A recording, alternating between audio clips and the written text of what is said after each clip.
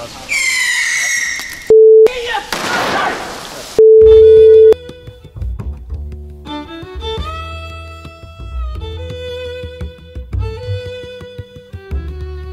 Sunday, to a lot of people in this city and beyond, legitimised violence.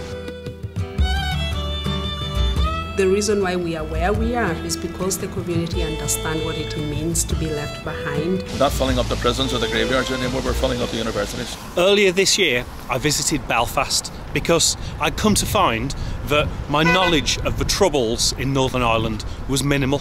I felt compelled to learn more about this tumultuous period of history, and I wanted to bring you, the viewers, along with me. I was embarrassed that I knew so little about a bloody armed conflict in my own nation during my own lifetime. Yet, I was more knowledgeable about conflicts overseas than the media and that my history lessons had taught me. As I took to the streets of Belfast and talked to the residents there, I met proud people who told stories of past pain but hope for a better future. But I also discovered that the story of the Troubles is not confined between the peace walls and the Catholic and Protestant communities of Belfast. The legacy of the Troubles can indeed be traced back to the city that I'm in today, Derry, Londonderry.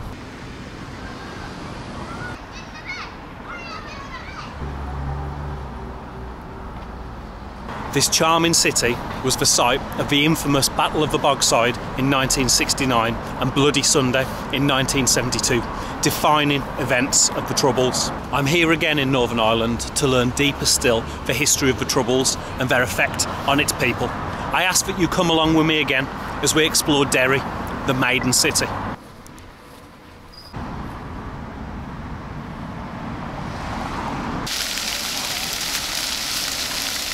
The first stop on our visit to Derry is to go and meet a gentleman named Paul Doherty. Now Paul, very tragically when he was a young boy, he lost his father on Bloody Sunday in 1972.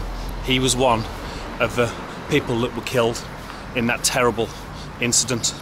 Now these days Paul runs a tour company that shows people about the history of the Bogside, Bloody Sunday and those terrible events and more. But he's very kindly agreed to show me around on my own and give us his perspective, his very personal experience of the tragic history of Derry. So folks, this is Paul from Bogside History Tours. He's kindly said that he'll show me around Derry today. He'll show me around the Bogside and he'll tell me a lot about the story of this city. My dad was Patrick Doherty, he was 32, who basically was the 12th person to die on Bloody Sunday. Okay. So I was 8 years of age when that happened, so now I'm 60. Last 12 years running this company is basically a great decision to make. But we're telling a very truthful account, an honest account, and a brutally honest account of what happened not only on Bloody Sunday but in general. Yeah. The Troubles. The Troubles is a word where it doesn't really sit easy, but a lot of Republicans. This was a conflict, yeah. Brutal conflict on all sides. You know, and all sides have to look at the past and see what happened and learn that we should never go down this road again. The Catholics were very badly treated in the north of Ireland from the inception of the state in 1921. Yeah. It would be described as a Protestant state. It was the culmination of the rebellion in Ireland, the War of Independence, which followed the Easter Rising. The War of Independence really shook the British to the core because they couldn't defeat the IRA basically, and so the negotiations in Downing Street led to Michael Collins reluctantly accepting partition. And this was in the 20s? This was 1921. Yeah. But it was deliberately manufactured to give Unionists the upper hand. So they were 2/3 Protestant and 1/3 Catholic. Yeah. So that's changed today because Catholics have more children. That's a simple answer to that equation, you know. So yeah. Some people ask you why, so we couldn't afford televisions, you know, but anyway, there you go. So, but you know, Belfast is a great example of anti-Catholic discrimination in terms of the employment situation. Because obviously the shipyard was the biggest ship manufacturer in the world at the time, the biggest rope manufacturer in the world and other massive industries. But Catholics found it very difficult to get jobs in these industries because of your religion. Derry was 2/3 Catholic and 1/3 Protestant. Yep. So first of all, in local government, they felt the need to control not only national government but local government as well. So they introduced a word invented in America, gerrymandering. So they gerrymandered Derry. Yep. So Derry was gerrymandered into 3 electoral wards. 1/3 of the population who were Protestant were divided into 2 wards and given 12 elected representatives, councillors in here in the Guildhall. And the Catholics were all basically in 1 ward. So 2/3 of the voting population returned 8 elected representatives and 1/3 returned 12. 23,500 voters, 14,500 Catholics returned 8 and 9,000 Protestants returned 12. The mindset of this is it boggles the mind how people could be treated like this because of their religion, you know. Up until the 60s we're prepared to wait to see if change would happen.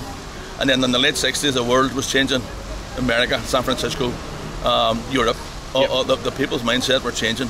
Yeah, but civil rights can be attained through protest, through and standing up for yourself and your culture. Yes, and the United States was a great example of how they did this. People like Rosa Parks, and obviously we had the Martin Luther King as well. So when he was killed, our journey was beginning. I was a child, still didn't understand it, but I remember the marches. The first march in Derry was 300 people attended Duke Street on the waterside near the train station, and the Royal Ulster Constabulary, the police, who were 93% Protestant, loyalist, orange, beat into the crowd with batons because they were told to do so by the government under the Northern Ireland Special Powers Act, a 1921 Act. So the police could just do whatever they wanted, basically, and they were feared and hated by the Catholic communities. So that assault was recorded by Irish television, and that is the scenes that people witnessed around the world. Not Mississippi, not Alabama, but Derry in 1968. And see the next march in Derry?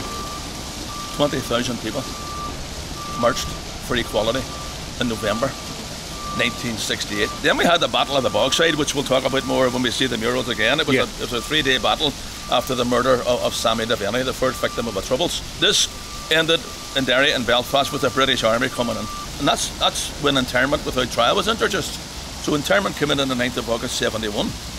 And dawn raids all around the north of Ireland. 342 suspects were picked up, taken to pre-prepared interrogation centres and tortured and brutalised. On the first 3 days of this, the Ballymurphy massacre happened when the Parachute Regiment entered Ballymurphy in West Belfast, and over 3 days they murdered a priest with a handkerchief, walking with a handkerchief, shot in the back.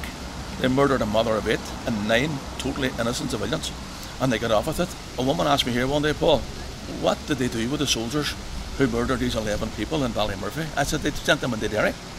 6 months later, not even the same regiment, the same soldiers of the 1st Battalion who were part of the 3 battalions in Ballymurphy were sent to Derry. In broad daylight, without a thought, who would see them?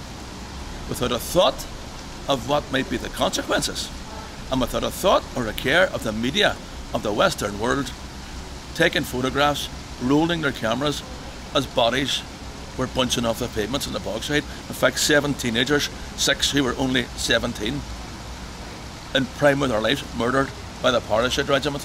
Bloody Sunday, to a lot of people in this city and beyond, legitimised violence. If they can do it, how do we answer back with the same? Yeah. Now, I'm not saying that was correct, right? Not everybody did. Yeah. But a lot of people did. Every death's regrettable in this conflict. Every death, doesn't matter who they were. And hindsight's wonderful, you know. But I as a tour guide in the last 11, 12 years, I'm very aware of the next generation of children come behind us. We're not filling up the prisons or the graveyards anymore, we're filling up the universities, which is very, very important. So when I explored Belfast, in my understanding, I saw like quite a mixed Catholic and Protestant community. It seemed to me quite 50-50. I've been in Derry for about 24 hours, had a little wander yesterday, and to me it seems predominantly Catholic. Is that a fair assumption? It would be. Derry would be like 3/4 Catholic, and 1/4 Protestant, you know. But you know, I don't go in for all that. But that's a reality of where and what the city is in general. I mean, the housing estates or the neighbourhoods we grew up in are all Catholic. All Catholic, you know, and that's really what the reality of it is. There's one small Protestant area in the city side, the Fountain Estate. The Fountain, I mean, if you're driving into the area from Belfast or Dublin, you'll see, you know, you're in Loyalist area, especially this time of year. The flags are being flown from July and August. They probably come down soon, but you know they mark their territory. I mean, You see a lot of Irish flags as well. I mean, my opinion of flags, I mean, they should have one flag in the Bogside and that's it, Irish flag. Have you ever wondered what Wendell packs in his bags and what bags he uses on all these trips? Well, you're about to find out, folks. Now, you'll have probably noticed that I've been shouting from the rooftops about level 8 luggage for a few months now. And honestly, if it wasn't for them, these trips would not be possible. I can't thank them enough. So a big thanks to Level 8 for sponsoring this video. Now, these are the two pieces that I take on the majority of my trips. Let me introduce you to the Atlas laptop backpack and the luminous textured carry-on 18-inch. Incredibly sturdy handle there. And then one of the features that I love the most is at the back, you've got these pads for your back if you're getting old like me. You get a really bad back carrying a backpack all the time. There's this gap so that the air can get through, so you're not getting a really sweaty back. This is the important bit for me, the back bit, which is the incredibly well padded laptop section. And in the main section here at the moment, I've got my coat, I've got a hat, I've got my laptop charger in there. In the top, genius, you can put your sunglasses in there, your AirPods. I'm actually holding my sunglasses in a sock at the moment because I couldn't find the case. What I like to call my camera section of the bag is in the front here. Camera case, I've got my couple of cameras in there, adapters, power banks. I take a lot of UK and regional flights, basically cheapo airline flights, and this is perfect because at 18 inches the dimensions mean that I've never been turned away from it being a carry-on case. You've got that German-made Macrolon polycarbonate construction that I've spoken about before. Rock solid, but at the same time, they're quite light. You've got the TSA approved lock. Well, I'm mid-trip at the moment, and you can see that I'm still in a really organised state. Dual compartments that help you keep things separated if you need to. Featuring 360-degree super smooth wheels and an aluminium alloy telescopic handle. This is incredibly well-made luggage that's built to last. Go to the link in the description or scan the QR code and use code WENDELL10 for 10% discount on all your Level 8 purchases. Sunday morning, they come in. They ring fence the city centre off with 29 military barriers. And barrier 14 was across the street. The streets is a bit more narrower today to stop any entrance to Guildhall Square. So the marchers decided they would go to the Bogside to Free Derry Corner. So when my mum and dad went on the march as a couple and my mum came home, my dad didn't come home. So my dad appeared down here at the bit of a protest was here, and then they started firing rubber bullets and tear gas and water cannon and stones and rocks were being thrown, and you know, but it wasn't a major riot. It was more of like a disturbance, you know. But that morning, people going to church and people going about their businesses, they found that the powers were here. And they were very cock-a-hoop, they were very confident, and there was a strange feeling in the city that something was going to happen. This ended here when people heard shots up the street, and word came through that 2 people were wounded, a 15-year-old boy, now 67-year-old Damien Donaghy. He still lumps about the Bogside, and a guy called Johnny Johnson, he was 59. Not even on the march, I believe, but he knelt down to help Damien, and he got shot. So then people started moving in toward the Bogside. The crowd were running towards a big car park, which was a car park of Rossville flats, which were built in the 60s, torn down in the 80s, but they were there. And in that crowd was the child, Jackie, and running beside him, was a Catholic priest, Father Daly. So when Jackie was running, a soldier disembarked from a vehicle which came in from Rossville Street and into the flats, and the soldier just got out and shot him just point blank range because he could, because he was an Irish Catholic and he was told he could get killed. So Jackie hit the floor and he was very badly wounded in the chest. So the priest obviously tried to help him with the handkerchief and stuff, and it was fruitless really. So one guy from the Knights of Malta, Charlie Glenn, Liam Bradley, Hugh McMonigal and the bishop and one other guy whose name escapes me, carried him from away up the street right down to here. And as they were doing so, a soldier was firing at them from here. And there was a soldier beating an elderly man right here at the time, and there was a group of soldiers all around here. And there was a camera crew right here. So the camera crew captured the soldier firing at them, and then when they get to here, the priest's very low down with a handkerchief, and you can actually see the blood-stained handkerchief as well. So they took him up halfway up the street, and they believe Jackie was taken into the home and then into an ambulance, and he passed away. He was a child. He was a young boxer, one of the 17-year-olds murdered on Bloody Sunday. Part of the lie and part of the cover-up to Bloody Sunday was medals of honour. The soldiers were given medals, either mentioned in dispatches or given OBEs or MBEs. Part of the lie to Bloody Sunday. This is where the people used to call this, believe it or not, the afternoon matinee, going to throw stones at the British Army. Really? Even as young as children, yourselves included. And we would have, this is where the army were outside the zone, the Free Derry zone. You're in Free Derry here now. Well, you would have been, obviously. Bridget, how are you? Morning, Paul. And this is where they come in. That's Bridget Nash, who's Bridget Kern, actually, but her brother William Nash, she was murdered on Bloody Sunday as well. So now they're leaping into the bogside. They're not looking for gunmen, they're looking for targets. And this 10 minutes of madness where they were allowed to walk through the bogside freely, killing people. And that's what they did, as simple as that.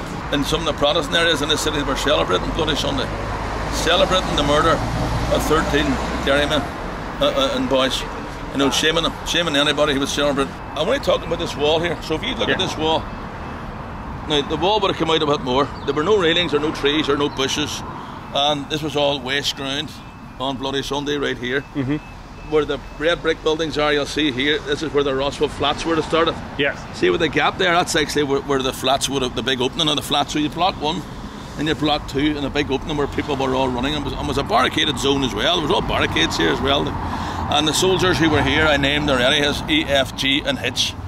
Soldier F fired from here. And he fired beyond, right up here to a barricade where he murdered Michael Kelly.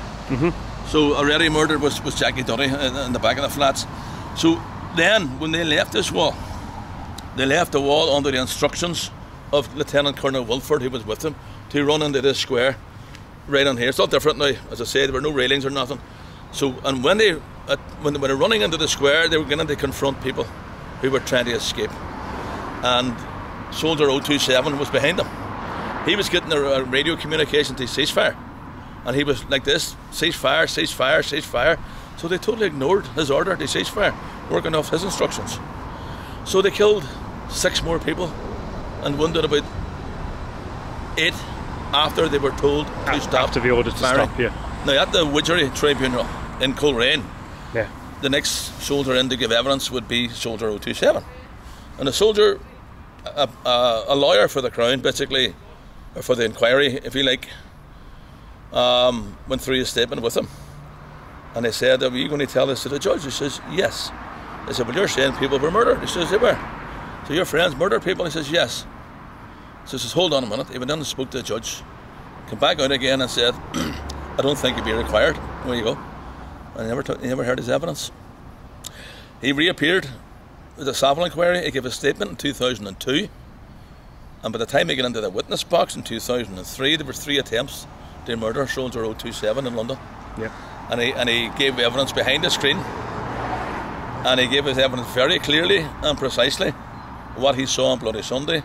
And then, for his own safety, the British government paid for him to go into the witness protection scheme. You were an 8-year-old boy when all this yeah. happened. What are your memories of these streets and that period and that day even? Yeah, well, obviously from the late 60s when you had the sort of IRA coming onto the scene, you would have seen like vigilantes before that, and you would have seen barricades, and you would have seen a society changing. About 5 when this all began, right to Bloody Sunday, my mum came home and said, the word she actually said, Karen, to my sister, Karen, your daddy's dead. So our home was filled up with people. So we knew there was something wrong. We were playing marbles in the streets, you know. And the guy walked up to me, or my brother Tony, and said, by the way, your dad's dead. I've seen him getting taken into an ambulance, you know. Just as brazen as that? Like a child. So I remember my parents talking about the march. I remember being a bit worried about something might happen. But as a child, maybe that's normal, I don't know.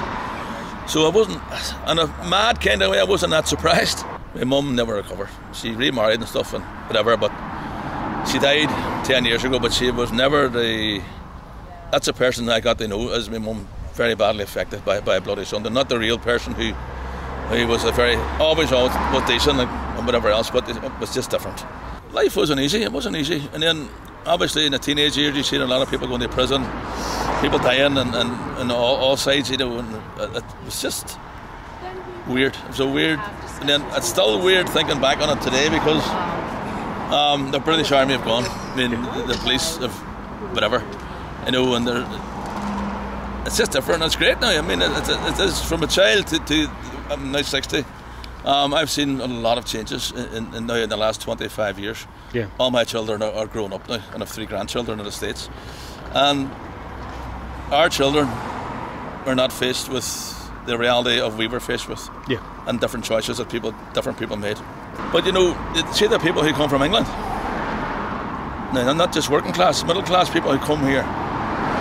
They get the story, but they will also tell you, we didn't hear it like this. This is where my interest in this subject has peaked. It's propaganda. It's why I've come to Derry after going to Belfast. I was shocked that I didn't know the details of this story. That I wasn't really taught it in school. No. But I'm far more educated about conflicts, wars overseas. And this literally happened in my nation during my lifetime. And I said that to you at the start. And there's definitely some kind of narrative in the fact that in England we haven't been given the whole story. No. A lot of people I know who went to prison they went to prison for doing what they did.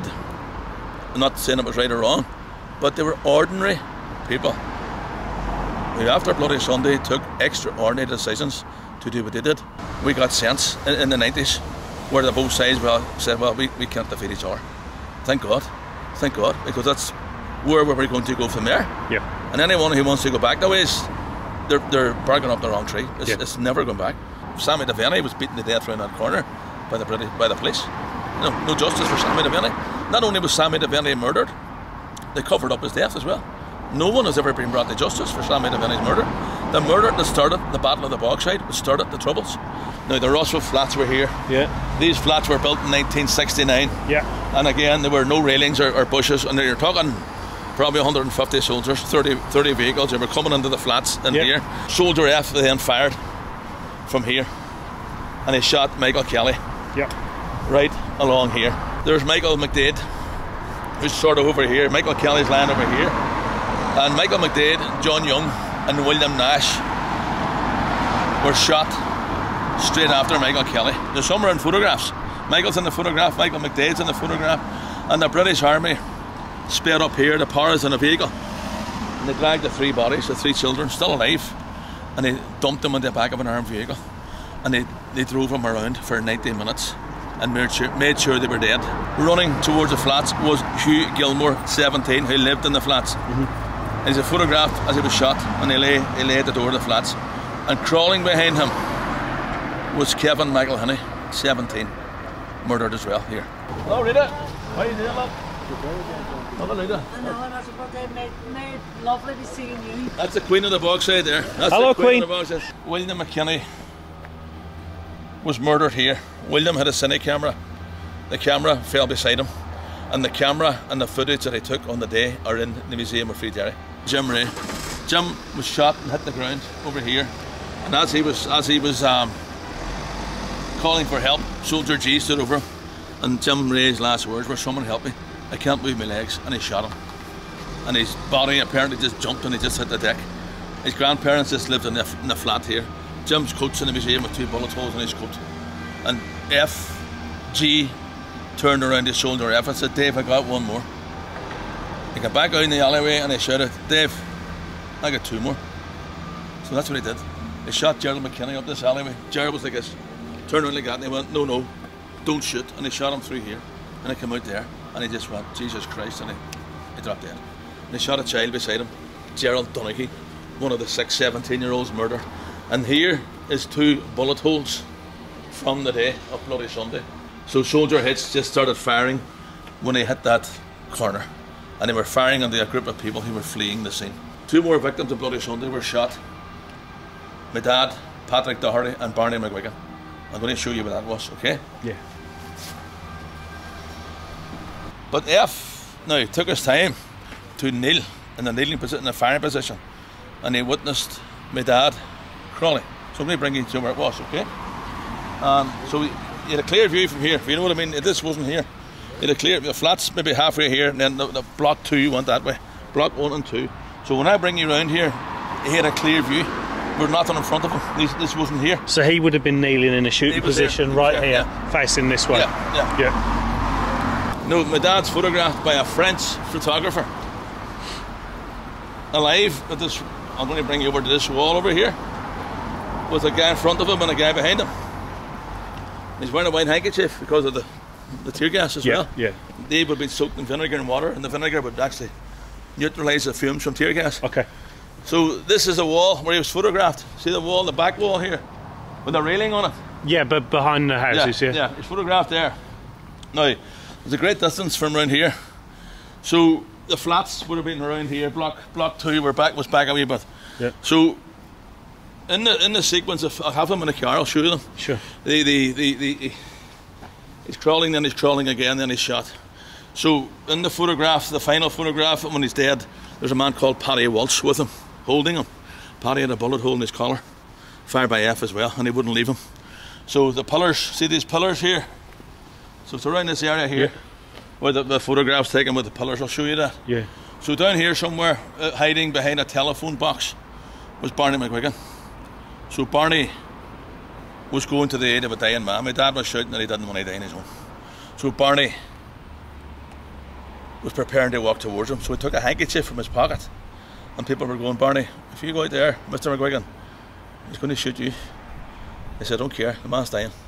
So he took 3 steps, and with a white handkerchief clearly showing it, and he said, don't shoot. And that was his last words. And then this is obviously all the people. So your dad's at the very top. Yeah, he's there. Yeah. So many young people. 7 teenagers. And your dad was one of the older people there. Yeah. You know, and you think they had a long life at 32 when you're a child. I mean, he's only a young male adult. Yeah, just getting started with raising the family. Right. Terrible times. It was. I mean, there's no happiness about war, or no happiness. There's no glorification of it either. So this obviously is the Bloody Sunday iconic image of Bloody Sunday. Jackie Doherty, the priest with a white handkerchief. Yep. And all these guys here, the heroes on Bloody Sunday. Well, except for this guy here, Gerald Donaghy, was shot in Glenfarra Park. Yep. At the alleyway by Soldier G. Gerald was then taken to a home over here. I'll just show you. Gerald was badly injured. The doctor examined him, Dr. McLean examined him. The doctor said, get him to hospital, it's not looking good. So on the way to hospital, the driver, Raymond Rogan, and the passenger, Leo Young, were arrested by the British Army on the bridge. They took him to Fort George Army Base and drove the car with a child in the back of the car, wounded, into the bridge, Army Base, adjacent to the bridge. And they let him die. So that's why Gerald is at the top of the mural. Yep. And the rest of the victims are here. John Johnson, 59. Kevin McElhinney, 17. John Young, 17. Michael McDade, 20. Jim Ray, 22. Michael Kelly, 17. William Nash, 19. William McKinney, 27. Hugh Gilmore, 17. Jackie Doherty, 17. Gerald McKinney, 34. Barney McGuigan, 41. My dad, Patrick Doherty, 32. All brought together by Bloody Sunday. I just want to thank you for showing such a personal story in such personal locations. Yeah, and not a problem. I'm personally just so sorry that you had to go through that at such a... Well, you shouldn't have to say sorry. You didn't do it. No, you didn't do but it, but I am. Yeah, this city is what it is. Yeah. And we're very proud of who we were and who we are, and we're also very proud of the next generations who are a great example as human beings. And everyone was touched by the Troubles. Yeah. Everyone. I mean, either our communities or the other communities or whatever communities. And everybody seemed to be affected by something.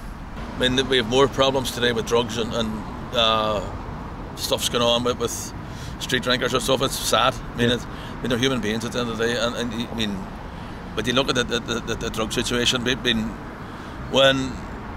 and this might sound a bit mad, but when the IRA were going, there were very few drugs around these areas, you know. Because we didn't have a police service, if you like, the IRA rightly or wrongly, took up that mantle, basically. I've learnt so much today. I felt that when I'd been to Belfast, quite clearly, a portion of the story was in Derry.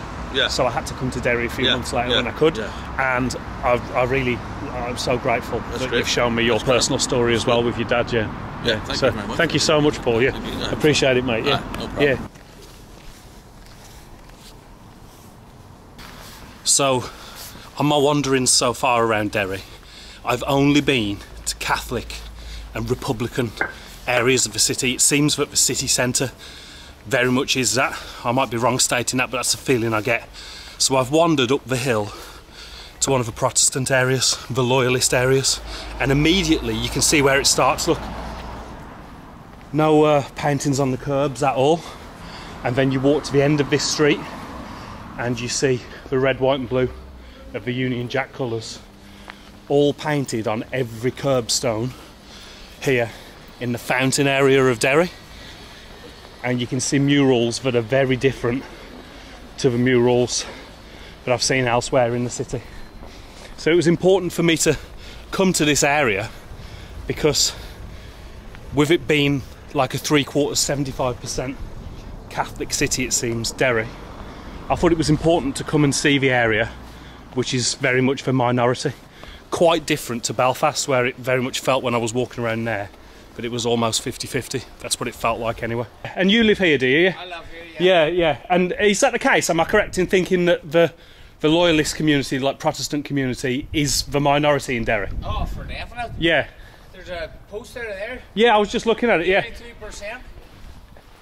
Okay. This actually used to be, it was flats. There was more flats there where the school was. Yeah. And then once the trouble started, everybody started to move Yeah. into the water side. So what's it like being from like your community, being in a minority here in Derry? A couple of times a year we'd get a lot of hassle, Eggs and It used to be bricks. yeah. As you can see, it's all protected windows. Is it really? Yeah. Yeah. Yeah. So now it's not bricks, it's more softer objects like eggs. It's not as bad as what it was, Okay, mate, yeah. to be fair. Yeah. Are there still like peace gates or peace walls up there? They're closed at 9 o'clock. Are they really? Yeah, same as in Belfast, yeah. Yeah. Yeah. Oh, same idea. You still have the odd individual groups Like that flare-ups and stuff, yeah. try and stoke things, Yeah. but I suppose you get that in every area. Like. Yeah, you can see here, folks. I mean, one would presume that that's a Protestant school that I've just walked through. Well, I haven't walked through the school. Across the car park and then turned left. And here, you've got the red, white and blue flags, or bunting, I should say, draped across all the streets. And the curbs are all very proudly painted red, white and blue. Very different to the majority of Derry.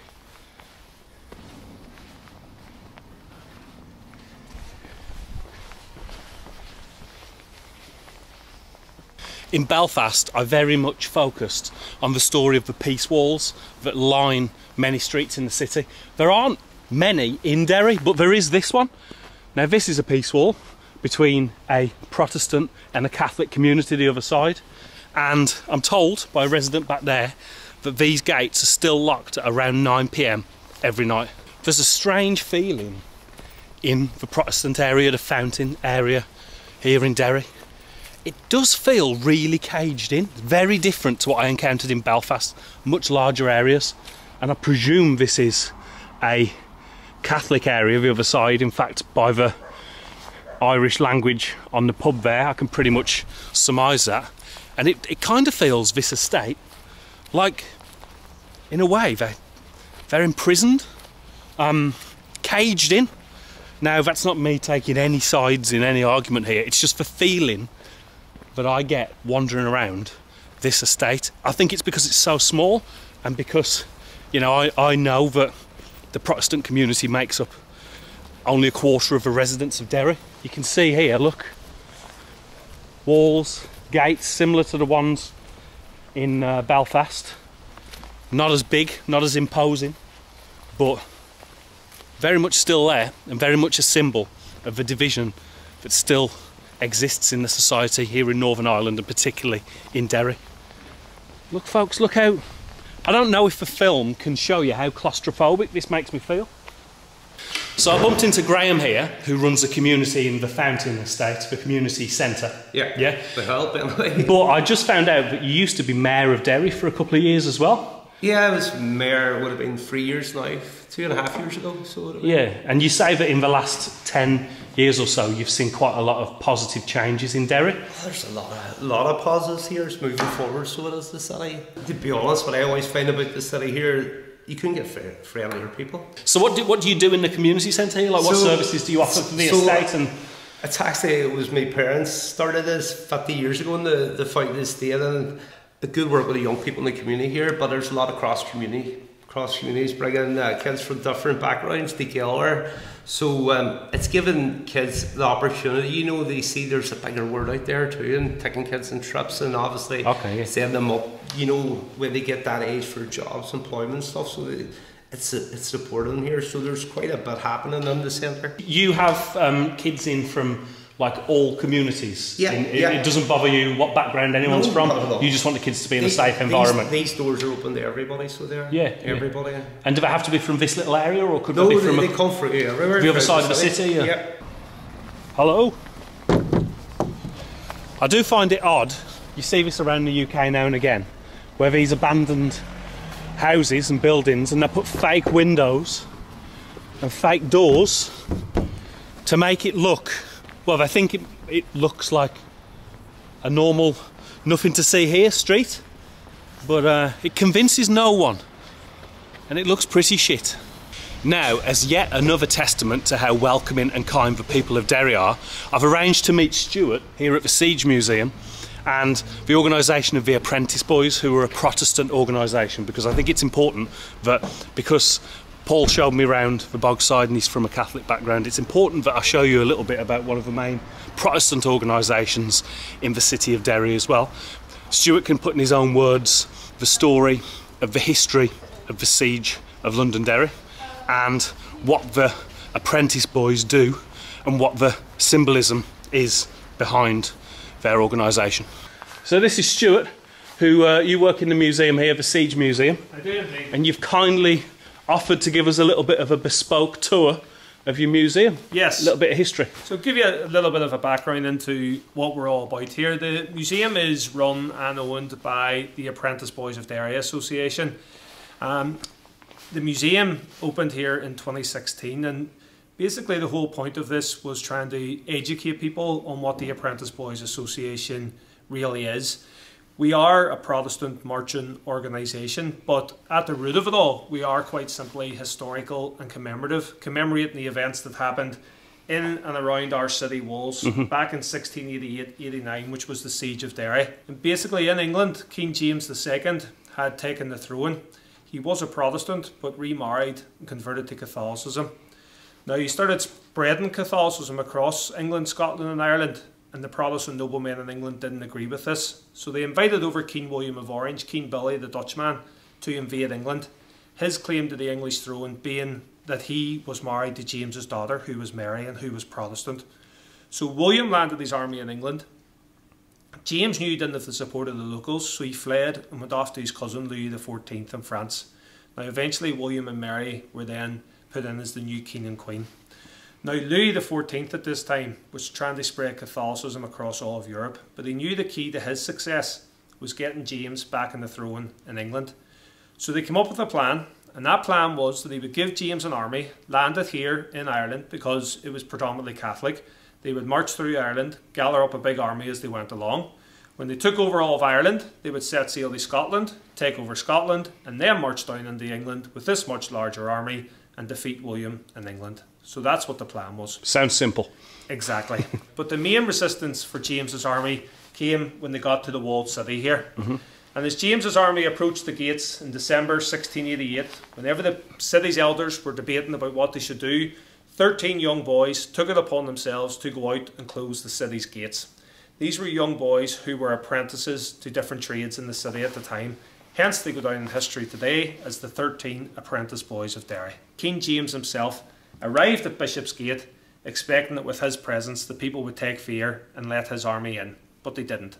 They fired at him and greeted him with the now famous cry of no surrender. You may have seen that slogan in all parts of Northern Ireland. It's written on many walls and murals around Northern Ireland. Yeah. That's where it dates back to the siege of 1688. Historians also record between 8,000 and 10,000 people died, mainly as a result of the conditions, starvation and disease. There was an organisation formed for those men that fought and defended the city. They named it after the 13 boys and they formed the Apprentice Boys of Derry Association. Now today that organisation still exists, but it exists in a more commemorative sense. It keeps alive the memory of what happened here back in 1688-89. As I said at the beginning, we are a Protestant marching organisation, but everything that we do reflects back on the siege of our city. The name of our organisation is named after those 13 boys. We adopted the colour crimson, you'll see throughout the museum, taken from a white flag, obviously meaning the term for surrendering, dipped in a pool of blood and flew from the city as a sign of defiance, a sign of no surrender. The Apprentice Boys parades in this city weren't accepted and weren't tolerated and were met by resistance, and rioting and protesting went on for weeks and months every year. Quite simply, not a lot of people knew what the parade was all about. They thought it was just there to antagonise people, show dominance over people, but that wasn't the case. The parade is simply about commemorating an event in history, and that's what our organisation is about today. Yeah. Much more than that, we do a lot of charitable work throughout the year, both internally, externally, raising money for local charities, whatever it may be. The thing about today is it's about educating people. You don't have to like somebody else's culture or tradition, or you don't have to take part in it, but you do have to show a little bit of respect for it. And the more you know about it, the more you tend to do that. So that's a huge part of what we're doing here, inviting everybody in here. And not only the Our Museum, but all our museums in the city as well, which tell different stories. And it's about people seeing both sides and going away with a much more balanced view and making up their own minds and perceptions there once they've been educated on the topic. Yeah. So in terms of this city, it is probably seeing its most peaceful times in many years, but like anywhere you go in the world, there still is people intent in causing trouble and violence. You know, grew up in an interface area all my life and still live there today, and it's not the interface that it was 20 years ago when I was a teenager, but periodically there still does be attacks, and unfortunately our hall next door and some of our monuments on the walls become victims of that as well, but it's not like anything it was in my teenage years. Yeah, I can see that the message you're trying to give by what you're doing is that like ignorance can bring division, but education can bring understanding, I guess. Exactly. Yeah, so this is the Apprentice Boys Memorial Hall that you're now in. Yeah. This hall dates back 150 years in time, built back in the 1870s. Yeah. Purposely built for the Apprentice Boys to have its meetings, functions, dinners. Then extended up the corridor there in the 1930s to give it its present day state. In here, who's Lundy? We have our effigy of Lundy. Okay. What did Lundy do wrong? So Lundy was the military governor of the city. He is a very controversial figure to this day. Yeah. But our parade in December, the shutting of the gates parade, would be more commonly known as Lundy's Day, because on the first Saturday in December, this effigy here will be set alight at the end of our parade. Yeah. Now, Lundy was the governor. He should have been the guy here defending the city. Whenever James's army was approaching, Lundy was in favour of letting the army in. He tried to tell people that there wouldn't be a massacre, things would be okay. But the people had found a letter, the Cumber letter, and this letter promised that there was going to be a massacre of Protestant man, woman and child. And this had previously happened in 1641, so there was a lot of fear that this was going to happen, and the people wanted to stand up and fight. And when they did so, instead of staying and leading them through that, Lundy simply ran away. Burning Lundy, always quite controversial, because people, once again, go back to the 1990s, didn't really know what it was all about. Automatically assumed them Protestants are burning somebody, they must be burning a Catholic. That wasn't the case. Lundy is a Scottish man and wasn't a Catholic. So I'll bring you into, quite simply, the world headquarters of the Apprentice Boys Association. This is a room where we bring all of our groups in today, because for many years people weren't allowed in here, and people would have built up once again their own minds and perceptions about what a Protestant meeting house is going to look like.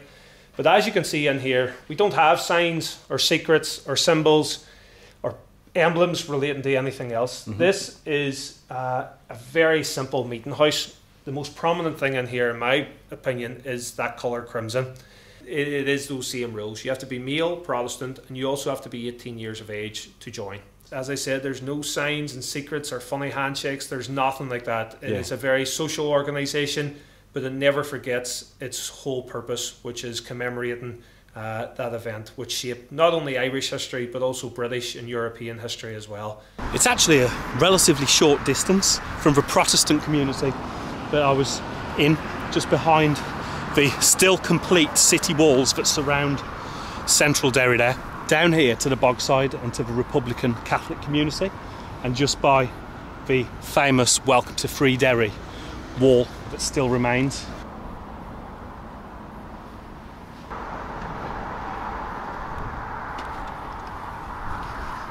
So after visiting the Fountain Estate, which within the west side of Derry is pretty much the only Protestant area of the city, I'm now walking into the Cregan Estate, which is very much seen as the Republican stronghold of the city. And let's see what the conditions are like here in the Cregan Estate.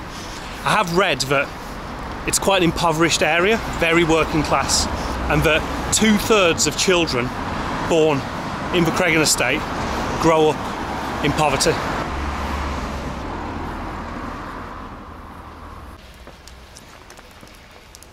I've just spotted quite a daunting piece of graffiti on the wall of this block of flats here. You see the sign here that says "Death to Dealers." There is a recent history of an organisation, I believe they're referred to as RAD or RAAD, and they've got a history recently of trying to exercise the community here, for want of a better description, of any kind of drug dealers in the community. So it shows you that as we walk up from the Bogside into the Cregan Estate, that this is an area that suffers with those sorts of problems.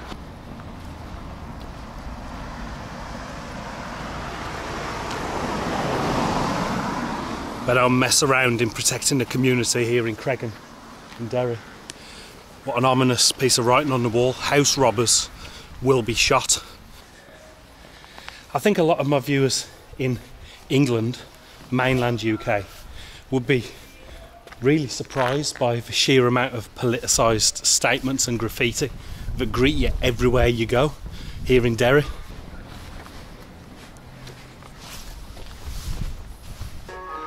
Everywhere you go, you have all this graffiti and these murals. Maybe shocking to people that live back in England, most of my viewers, seeing graffiti of IRA supporting slogans, but that's the reality of life here in the poorer Republican parts of Northern Ireland. These people who are in these organisations very much support and are heroes to these communities. There's a marked difference though between the Fountain Estate and the Cregan Estate, the two that I wanted to compare and contrast. I'm not saying that that's the same for every Republican, Catholic or Protestant loyalist estate in Northern Ireland, but it's certainly the case here. Best part of Derry. Best part of Derry. Cregan is brilliant. Yeah, and why do you say Best that? people in the world. What's good about the Everybody's community? friendly, everybody gets on, looks after each other. Support each other. Good community here. Yeah. Not to say, top class. Yeah, I read one statistic before I came here. It said that there's quite a lot of poverty in the area, that 2/3 of kids that grow up in Cregan are in poverty, but does that really affect life here? People look after people, that's what it is. Yeah. You've got icons like James McLean and people like that there. Yeah, the footballer, the old left winger there, yeah. Oh, brilliant player. Yeah, so he's from this estate. And he's a big thing in Italian. There's plenty, like Tony Dock and people like that there. There's plenty good people in Cregan. Plenty good people about. Oh, Yeah. 100%. They look like for one another. Yeah, brilliantly, mate. Yeah. That's a good community spirit. You've missed a bit. I'll be honest with you, like, I'd never watched Derry Girls until about 2 weeks ago when I knew I was coming. Right. And it is, first of all, it's funny. Funny as. But what's wonderful about it is that it captures, like, that period in the 90s, like, towards the end of the Troubles, and they kind of deal with it in, like, a sensitive but quite humorous way. I think it's really cool, yeah. Have you watched the whole lot? I've only got through the first season. I didn't have time. It gets better. It gets better, yeah, yeah. So the residents of Derry, they're quite proud of the show. Good. It puts a smile on everyone's face. So, yeah. Absolutely. And the humour's universal. Yeah, it is. Yeah, yeah. I think it introduced a lot of people to Derry as a city, didn't it? Like a generation of people, and for the right reasons, rather than, you know, the bad reasons of 20, 30 years before that. So, 100%. yeah. Just touching up her makeup. Yeah. Well, she wears a lot of makeup anyway, so you got to touch it up. So for those of you that haven't seen the comedy TV series Derry Girls, like I said to those gents, I hadn't watched it till about 2 weeks ago. I'd heard about it, and then before I was coming here, I thought I'd put it on. I've watched the first season so far, and it is absolutely brilliant, incredibly funny, and it deals with a period of time in the 90s when the Troubles that I've been talking about throughout this video were coming to an end. And it really puts you, like, as an insight, it puts you into the lives of people, working class people that lived here in Derry. And as you can see, it's a really popular TV show, and the local people are really proud of it. What's Derry like as a city to live in these days? It's home. It's home. Yeah. You know, so I've been in it here 2 or 3 days, and honestly, like, it's a wonderful city. The people are so friendly. It's very clean. You don't have a lot of problems that the rest of, like, the UK as I go around filming. So. well, no, we love it. We love it. It's home, and we're very proud of it. Yeah, I can tell. Very proud of it. I can tell, mate. You can see there, folks, how friendly and welcoming pretty much everybody from Derry that I talk to. They're so proud of their city. It's really cool. I think that some of that might be down to the fact that it's got such a tumultuous history, and, you know, in the not so far past, and so now they really appreciate the peacefulness, the good times, and the fact that there's less division in their society, because it's a beautiful city, and it's a city that they should be proud of, and indeed they are. You're born and bred in Derry, are you, my friend? Yeah. And what's Derry like these days, 2024? Derry's pretty good. It's always good. Yeah. Derry's very friendly very people. Friendly people. Yeah. Very clean city as well. Yes. Yeah. And everybody gets on with each other. Yeah. Yeah. So obviously it's got quite a tumultuous past, you know, with the Troubles and, you know, the Battle of the Bogside and Bloody Sunday. But you think that the city's moving forward? Do you? Yeah. Yeah. So do you remember the Troubles? Born. Oh yes. Yeah. I'm 74, so the Troubles. So yeah. Like 1920, they everyone around then. Yeah. On the Bogside. Yeah. And it's changed a big lot. Yeah. So you must have seen an incredible amount of change. Yeah. I've seen a great change, you know. And do you think people from both Catholic and Protestant communities are starting to mingle more and they started to mingle, have more to do with each other? Yeah. Yeah. I have no problems with any religion. Yeah. I don't care. Yeah. I take you just a fish, and that's it. Yeah. I appreciate that somebody like you that's been through all the things and seen what you've seen, that you have that outlook. That's a really positive message. Yeah. How about you, my friend? Are you born and bred, are you? Yes, I'm born in Derry, that's correct. Yeah, and how's life for you these days? And things are good. Things are very good, my friend. Yeah. My friend, they're very good. There's a good friend of mine, his man is Morrison. Yeah. That's a true Derry man, and I'm a true Derry man too. So what would you say to people that watch my channel about Derry if I've never thought of coming? Come to Derry and you'll be met with open arms. Yeah. And friendly. I've been surprised. I go all around the UK. Yeah. You've got a very clean city, very small amount of rubbish, and I haven't seen a lot of, like, homelessness and street drinking. There's a bit, but it's not as bad as places in the UK. No, well, I don't know. I couldn't speak to the UK because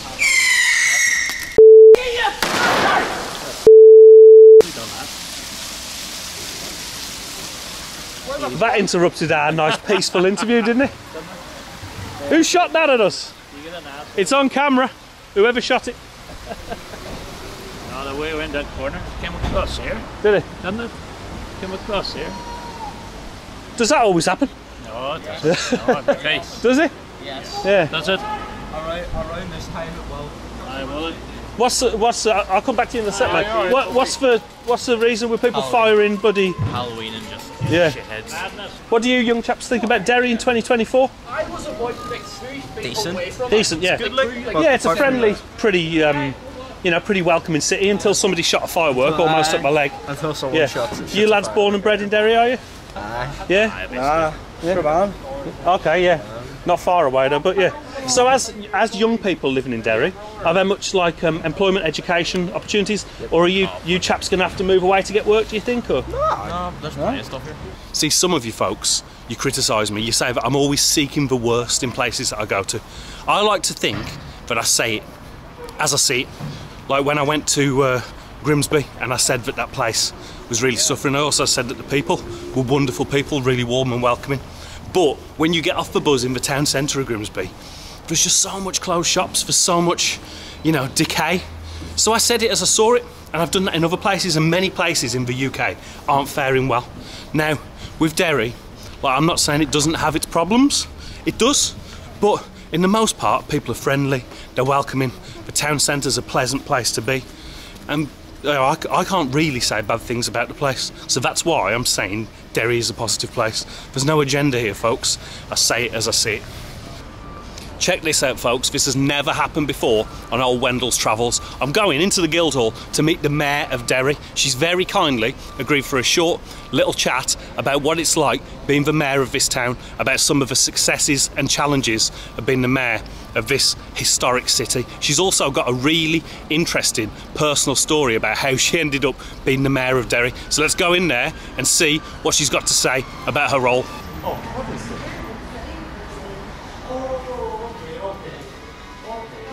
So Lillian, thank you so much for inviting me into the Mayor's office. This is a first for my channel. So we've got a short amount of time, so I've got a few things that I'd like to ask you about this wonderful city that you're Mayor of. So firstly, I'd like to say that the people of Derry have been very welcoming and friendly, and it's the first time that obviously I've managed to interview the Mayor of a town or city. So that says something about the friendly, welcoming nature of the people of Derry. First of all, it is an incredibly honor for me to be mayor of this beautiful city. Derry is very well known for its warmth and kindness. I came to this country as a refugee, first of all, and I have experienced nothing but kindness and love from the people to an extent that they have made me their city first citizen. This is actually a village. It's a city and district which is the second city of the north of Ireland. However, it is like a village, it is a community, everybody knows each other, everybody wants to ensure that our children grow up in a thriving society. We are very, very keen in maintaining our environment. We are a tourist city, we have history that people can come and learn, whether it is a dark history that we have come out of and the progress we are making as a society here. So we understand the value of creating an inclusive society here, but also an environment where people can be attracted to.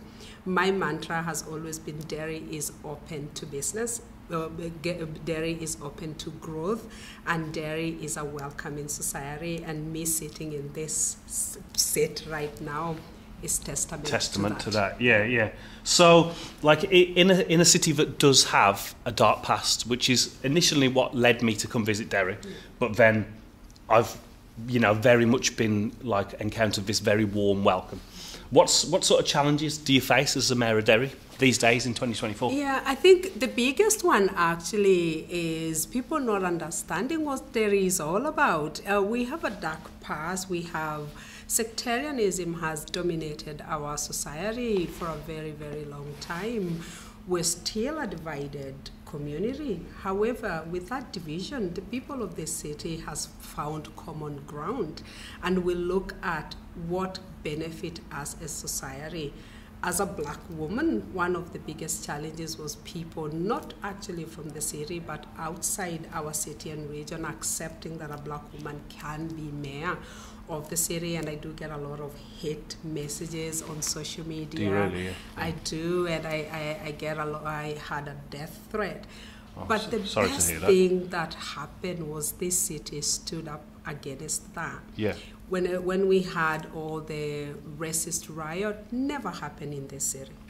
And that is testament to the people of this society. So while the many challenges of poverty, which we still experience, the many challenges of a bad reputation of our city, there are people who still don't believe that we have moved on. This city has endured so much, and it has become so resilient and has moved forward and progressed.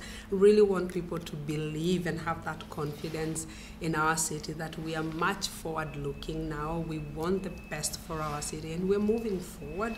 So the challenge for me is to show that positive environment we have created here, and to show people outside our city and district that this is such a welcoming space, and I've become a mayor of the city because of that. Do you feel like, because of the dark past that we've spoken about, do you think this is the perfect city to be like an example of like inclusivity and diversity?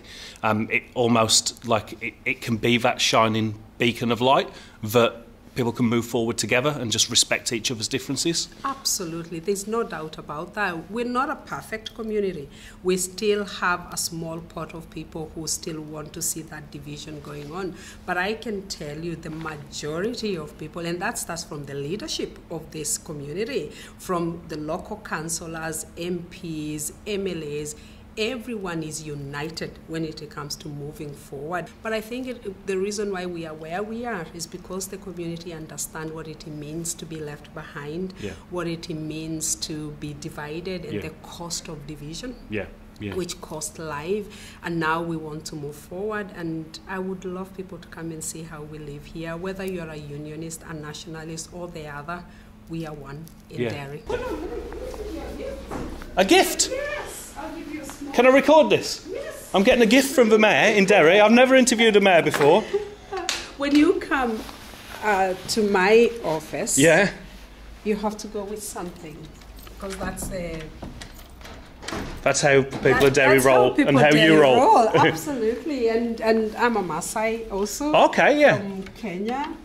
So what a journey! What a journey for a person. We've been taught that you always have to give. Oh wow! So just for you to be able to say I was in Derry. Oh wow! That is our Peace Bridge. Yeah. Which I walk across to the train station and from. And that brings both communities together. Wonderful, yeah. So. Oh, that's so kind of you. And you'll be able to literally show you are from Derry. Yeah. Oh, that's. And have a piece of Derry with you. That's the nicest, like, welcome and just like reception that any city so far in the UK has given me. Very welcome. Lillian, thank you so much. You're very, very welcome. Thank you. Take care. Okay. All the best, love. So, how would I sum up my experience of my visit to Derry? Well, to be honest with you folks, and as I pointed out at the start of the video, I came here because I felt compelled to learn more about the history of the Troubles. But what I've discovered is an incredibly warm and welcoming city, so friendly. The people have welcomed me with open arms. I even got to walk away with a gift from the mayor. That hasn't happened on any of my travels before. Folks, if you feel like you want to learn more about the history of the Troubles, then please come and visit Derry, because it's very important, I think, that all of us from Northern Ireland and Britain and even further afield understand what happened here. But you'll leave with a place in your heart forever of a wonderfully warm and welcoming city that is unique. I've never been anywhere like it. Folks, come on over, visit Derry, and you won't be disappointed. Thanks for watching.